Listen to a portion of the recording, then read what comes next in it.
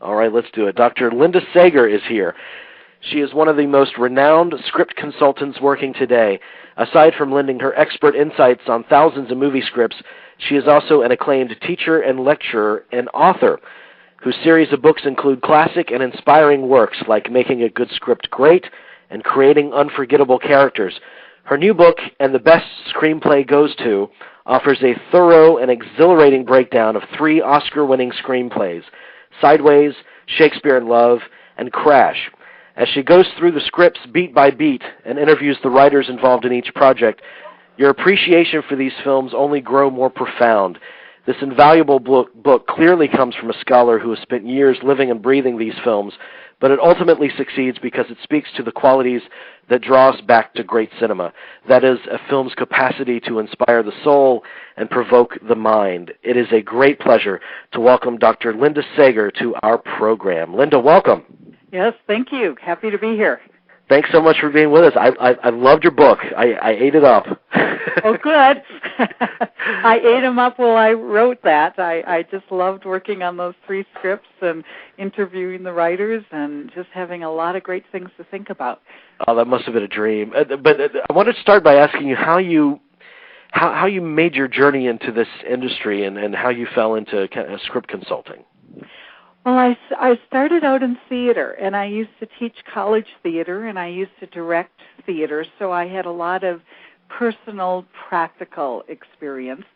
And then when I lost one of my jobs teaching theater at a time when everything was being cut back, I was on the outskirts of L.A., and I thought, well, it's obvious that I should move into the film industry, thinking that they'd really want me, and of course, they couldn't have cared less. So I did a lot of different kind of jobs for a couple years, and I realized that my skill really was with scripts because I had a master's in drama. I had done this, and then I had a doctorate in the strange degree of drama and theology. But I had done my dissertation on what makes a script work, and I had developed this method of how to break down a script and understand why it works or why it doesn't work. Yeah. And after realizing that it was not real easy to break into this industry, and this was my second career, I'd been a university professor in drama, I just decided to start my own business. And I started this business. I came up with the term script consultant with the help of my hairdresser. Wow, because this was 1981. And I was describing to my hairdresser this new business I was going to start, and he says, well, what are you going to call yourself? And I said, I don't really know. And he says, well, what will you be doing? And I said, I'll be consulting on scripts. And he said, well, then you're a script consultant. I said, okay, got it. There you go. And then I went to a career consultant, and I said, I have this idea for a business. I had been doing it just really a small way, and I said, I want this to be my full-time business. How do you get a business going that has never existed before? No one has ever paid for it. They don't know who you are. They couldn't care less. And I'm asking people to, pay me money for this. And she said, well, there's a way to do this. And I worked with her. Her name was Judith Clare. She lives in Santa Monica. So I worked with Judith for about 5 months, and it worked. I mean, that's just how brilliant she was. She said, this is how you start a business. And, of course, then it started to grow, and I did seminars, and then I eventually started writing the book. So it's been 27 years now. Well, plus you obviously there's an art involved in screenwriting. And I know you've said in your book, too, that you see that people have the craft of screenwriting down, but they're missing the art of it. Or sometimes they have the art down and they're missing the craft of it. But I would think that would be a booming business because everyone thinks that they at least have one screenplay in them. Yes, and I do get clients from all over the world. I got my first client from Turkey this year.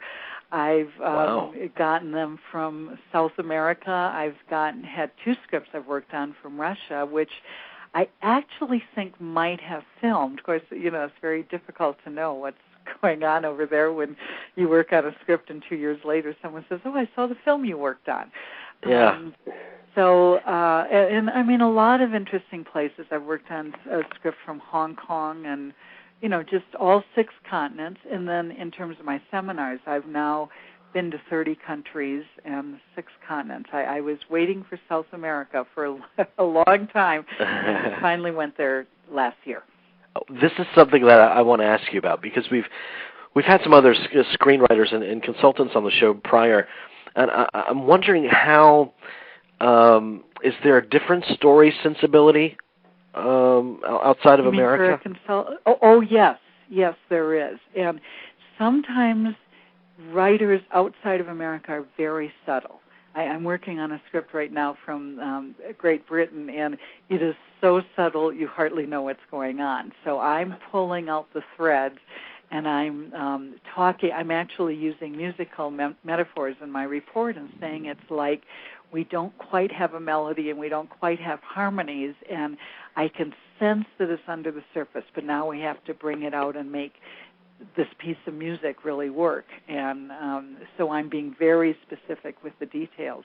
But yeah, and a lot of times writers from other countries have not had a strong sense of structure. I think Americans have had a better sense of that. Yeah. And yet they have been quite open to learning about it, and they have many times been much better at character and theme than we have. I think a lot of other countries are much more philosophical. They think about meanings and in different ways. So we can learn that from them, and they can learn more about how to structure and shape a story from us. Yeah, that's what I understand. But there are a lot of screenplay books out there, and you've obviously contributed some great volumes on the subject. But what void does this new book fill, and the Screenplay Goes to? What inspired you to write it? Well, it's interesting because when I wrote, my first book was Making a Good Script Great, and that came out the very end of 1987. And there had only been about 5 or 6 books on screenwriting from the time of Sid Field's 2 books, which started in 1978 and I think 1980. And then after mine came out, there were just a slew of them, and there's hundreds now. Oh, yeah.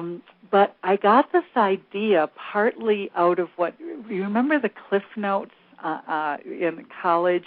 Cliff Notes were these small brochures, or, they were maybe 40 pages.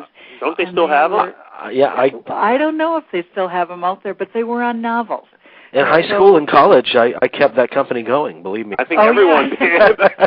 So you said, well, I don't really need to read Tom Jones because I have the Cliff Notes on Tom Jones. And they did a synopsis, and they analyzed it, and, they gave you some insights into it. And, of course, they were used in a lot of universities and colleges and a lot of, college students. So I wondered about having the Seger Notes on Academy Award-winning movies. And my original idea was that I would just start doing these Academy Award-winning scripts and do these like 40 or 50 pages. Well, I went to my previous publishers and pitched this idea, and they said, we just don't see a market. It's just too hard to sell these little brochure kind of, 40, 50 pages. Huh. And so nobody was very interested. And so I just thought, well, okay, that was a thought. And then Michael Wisey Publications, which I knew these people, but I'd never done a book with them. They're fantastic, yeah. They had said to me at various times over the year, it would be nice to work with you at some point. And so when I sent it to them, they said, you know what, if you could take 3 and put them in one book, we would be interested. Are you willing to do that? And I said, yeah. And they said, well, now, are your other publishers going to want this? I said, no, they already turned me down. I said, if you want it, get it. And so, and then what happened was I started writing this, and I actually kind of inserted another book in this whole process, which they let me do. So, but then I came back to this one. And the thing was finding the 3 scripts and trying to decide which it would be was not real easy, because part of what we decided we would do was to interview the writers and the directors. Well, that meant that not only did the script have to have won an Academy Award, but the writer and directors had to be willing to talk to me. And a lot of times after they've done all those interviews, and it's 2 or 3 or 4 years later, they don't want to talk about it anymore. They're on to the next baby, yeah. Yeah, and so there was a point I was having some trouble, but I found if I waited long enough, the Academy Awards would come. So because this process went on for a few years, well, meanwhile, Sideways and then Crash won. And I said, those would be really good. So I really finished the book after Crash had won, and after those writers were willing to talk to me. What I really liked is the initial question that you were posing from each screenplay. There's a central question you wanted to explore. Like Shakespeare in Love, you wanted to know, how do you manage to make a period piece contemporary? And what were the questions for Sideways and Crash? Sideways was, how do you do a simple script like a road movie and make it interesting? And then Crash was, how do you do an ensemble piece that is very, very complex in terms of a structure that is actually a very thematic work? And how do you explore a theme like racism very deeply? Right. So, and that was another thing in looking at scripts, because there were some that had won Academy Awards, and I thought, I just don't want to spend the next year of my life with these scripts. They're not that interesting to me. So as I looked, it wasn't as if I had 20 scripts I was seriously thinking of doing. I said, some of those that have won Academy Awards are not of great interest to me, and I'm not sure what I would do with them, because I don't think they're unusual enough, or they have challenges that I think are really worth exploring. How could I write 70 pages? So when I did come up with these three, and then when the writers and directors agreed to talk to me, I was very happy with the choice and really enjoyed working on all three of them. Well, the one that I'd like to focus on, because it's just for selfish purposes, it's my favorite of the three, is Sideways. And this is a journey film, and Alexander Payne has made, you could say that about Schmidt is a journey film as well, I imagine. But what drew you to Sideways in particular when you first came upon it?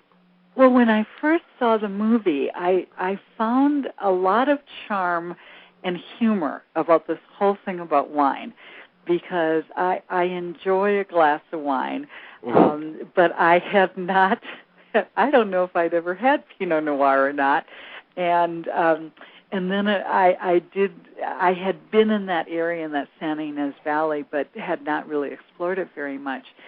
I thought it was so simple, and yet it was so interesting because of the characters and the journeys, and even kind of these potential transformations, and a lot of insider jokes about wine. And then, of course, when I started working on it, it was a fun movie to work with. I went to the San Ynez Valley and I did the wine tour, and naturally, I went with a good friend of mine who's also in the film industry, whose name is Mara Pearl, who's also a novelist, and Mara was the designated driver because she doesn't drink much. It wasn't like I was drinking all that much. But be honest, it was just an excuse to drink wine. I had to, of course, taste the wines at all the wineries that were in the movie, and I had to experience Pinot. And I had done an interview with Rex Pickett, who wrote the novel, right before I went on this journey. And he said, now the first thing you do when you get up there is you have to see, I think his name is Jim Burroughs. He was one of the people in the movie, but he's actually somebody who is at one of the wineries, and he shows you how to taste it. And he says, you go when you see him, and you tell him Rex sent you, and ask him to go through how you taste wine. And, of course, he showed me the swirling and the sniffing and the color and the oxygenation. And that was my first stop, is to figure out how you're supposed to do this correctly.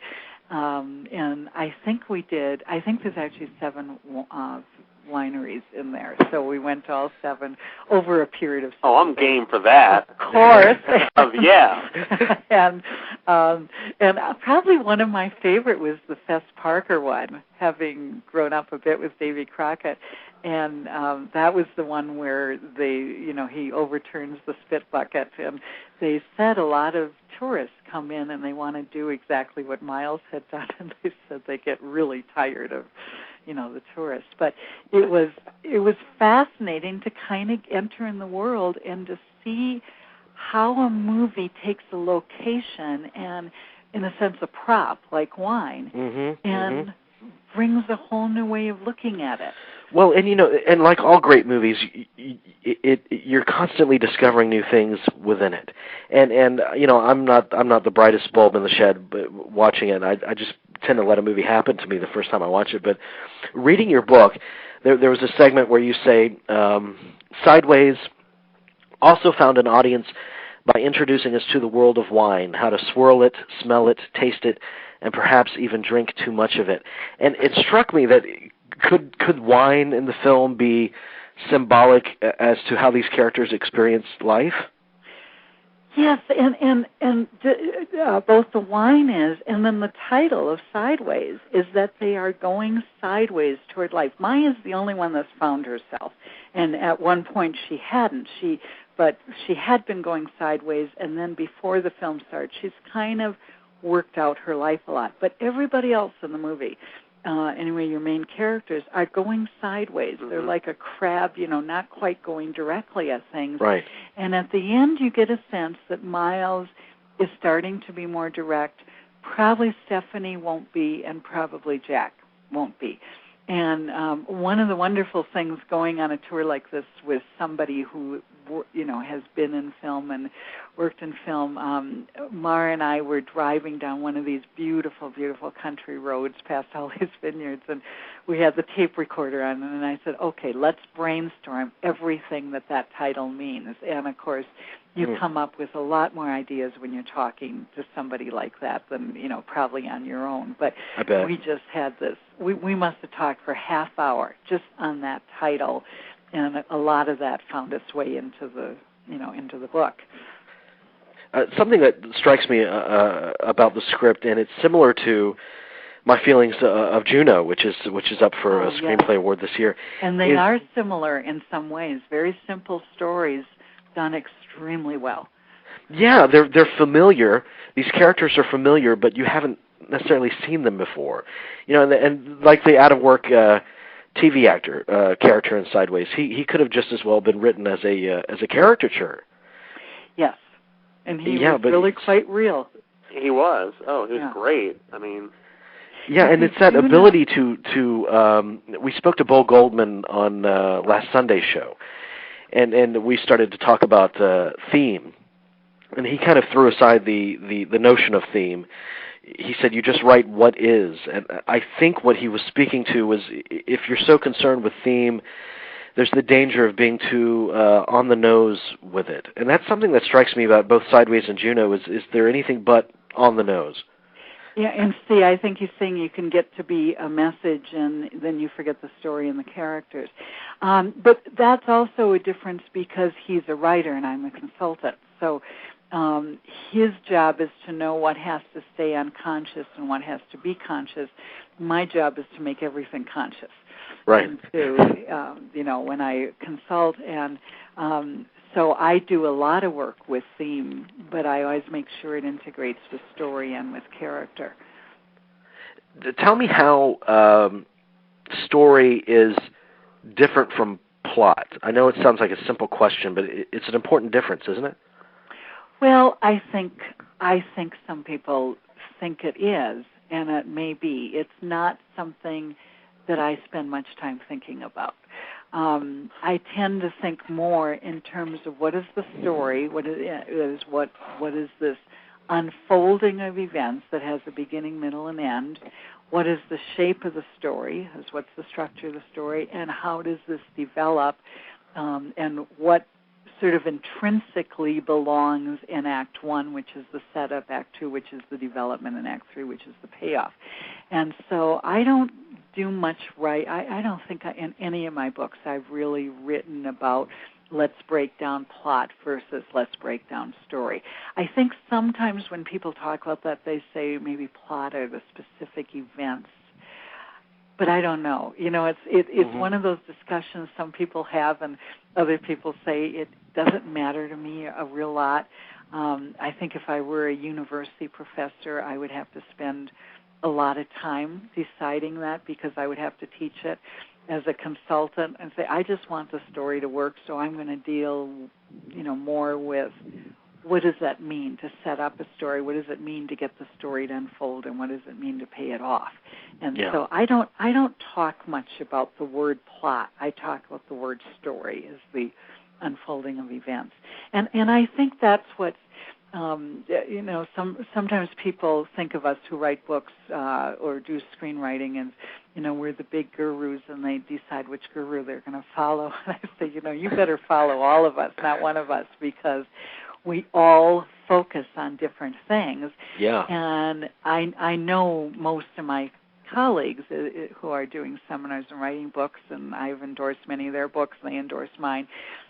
But one of the things, I find is that we're very complementary, but we focus on different things. Many people have said, for instance, I focus a lot more on subplot and on theme and on images. I've been increasingly in my last few books been working a lot more with the whole idea of what are the images, how do they work, are they cinematic, are they part of image systems that work throughout the whole movie. And other people, I think, they focus on different things. I know people who focus on the idea of what is the situation and then what is the plot, and then what is the story, and how are all those things different? And and I say great, but I'm looking at different things. Well, very quickly, I just want to make mention of Crash. Because obviously it's an Oscar winner. It's an Oscar winner for Best Picture as well. It's received some backlash since its win, but reading your beat by beat breakdown of the film, it gave me a real new appreciation for the picture. And this movie means a lot to you, doesn't it? Well, I thought it was just a beautiful exploration of the racism theme and the way that it approached that theme, plus incredible structure. It had I think it had 14 stories that had to be structured and to interweave and to keep connecting and having these collisions all the way through. And what fascinated me was that there have been films that have tried to do this. Traffic, Syriana, Babel were probably the three main ones, but none of them succeeded from a purely craft and artistic viewpoint, in my opinion, as well as Crash did. And I thought a lot about why did I feel this one succeeded and the other ones did not succeed as well. I'm not saying they weren't good. I just didn't feel that they succeeded as well. And I realized it was because the intersections took longer to happen in movies like Traffic, Syriana, and Babel, and that they were less clear, and that they were sometimes less clear about what we were really exploring here. Whereas in Crash, every story echoed and resonated with the idea, and yet remained as a story that had beginning, middle, and ends, and surprises and turning points. And I think also because of my theology background, we could say theology, philosophical background, I'm really interested in meaning. I'm interested in themes and then saying, what is this movie really about? Yeah. And saying, what can I learn from it? Do I become a better person from having watched Crash and looked at that and looked at the way we do stereotype and the way stereotypes break down and how these writers explored these? And I mean, just such interesting ways of, and I love that the title of Crash, because the first words in that movie are about we don't, in L.A., we don't touch each other. Well, if you don't touch each other, you also don't break stereotypes. And so you have to get close to people, and you have to touch them on one level or another in order to break the stereotype and realize what has to be crashed, where are the collisions that have to happen to, move through that. You offer just a beautiful examination of that movie, and it's a beautiful book. And anyone that appreciates movies in any way, whether you're a writer or not, you have a lot to gain from this book. Before I let you go, it is Oscar time. Yes. And I wanted to get your thoughts on this year's nominees for the Screenplay Awards. We spoke about Juno. Here's what I think is going to happen. I think that Juno's going to win for Best Original Screenplay, and what is so amazing this year is that 4 out of those 5 are done by women. Right. Best Original Screenplay, Juno, Lars and the Real Girl, Ratatouille, and The Savages all have women writers. This has never happened. I mean, I've been waiting to see this for that's a whole long time. First person to mention that. It's a big deal. Yeah, and I think that because Diablo Cody won for Juno for the Writers Guild Award, this is a very natural win. And I remember when I saw it, I said, this script has got to be nominated, and I wouldn't be surprised if it won. The other reason, sometimes there's very subtle reasons why something wins. I mean, I really think Juno deserves it, but there's an awful lot of other good things here, too. But I think sometimes when somebody is looking and saying, okay, I got 5 really interesting things, what do I want to win? There's a little bit of somebody that says, I really want to see Diablo Cody go up there. Oh, yeah. You know, her background as a stripper. And there's a little part in my mind that says, I want to know what she's going to wear. I want to see her. I agree with you, but Juno it's crafted by a writer that has such a unique voice. Oh, it was a beautiful voice. It was just a fabulous voice. Yeah. And nothing is more rare than to find a writer with their own voice. I would think that would have to be the greatest challenge for a writer. And you know what I love about it? She's only 29, and I think this is a person that can have a really, really good career. And then I look at things like Savages, nominated with Tamar Jenkins, wrote and directed it, and Ratatouille was co-directed by Jan Pankava, a woman.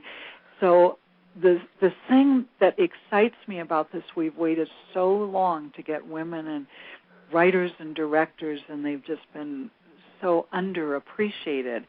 I am hoping that this is not just a this year thing.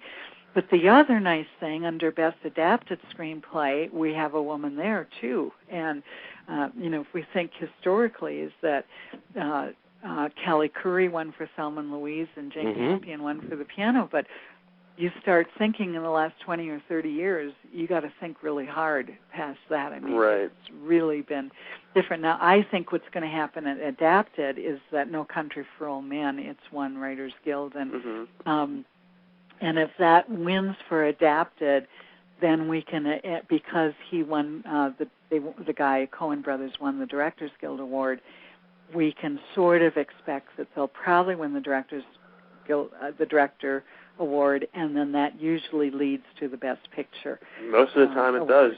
Yeah, and usually what's going to happen, and you start knowing how things are going to go, is you see what wins for Best Original. Let's say Juno won, and then you say Best Adapted. If No Country for Old Men, you say probably one of those two are going to win for Best Picture. And generally, a movie like Juno, which is kind of a smaller movie, it's like Sideways, generally does not win for Best Picture. You notice Sideways did not win Best Picture, but it won Best Adapted Screenplay. Right. So I think we're going to, I have a feeling in those categories that's what we're going to see. I agree with you completely on the screenplay. I've gotten out on a limb here, and I've said that Juno will pick up Best Picture. I have a feeling that last year it was Little Miss Sunshine was getting a lot of buzz, but it didn't quite make it. I think this is an even more beloved film, and I think they're going to go with Juno instead of the darker subject matter. I'm hoping it would be a great. I wouldn't be disappointed at all if that happened. And it's been interesting that Atonement, which has been winning some of the earlier awards in terms of, I think Atonement won the Golden Globes. Yeah. But Atonement doesn't seem to be coming up to the surface with other awards now. And I think what has been happening is that the Coen brothers, there's been a lot of buzz around them and No Country for Old Men. And sometimes what happens is when somebody wins, it isn't just for that picture. Like if No Country for Old Men wins, it isn't just No Country for Old Men. It's for that body of work from the Coens. It's that whole body of work of the Coen brothers. That's true. And sometimes what happens is someone says it's their year. And, right. They didn't. But I think that's probably true. But but this is as good as they've ever been. So it's not like one of those lifetime achievements given as a regular award, because they're as strong as they've ever been as filmmakers with this new film. Right.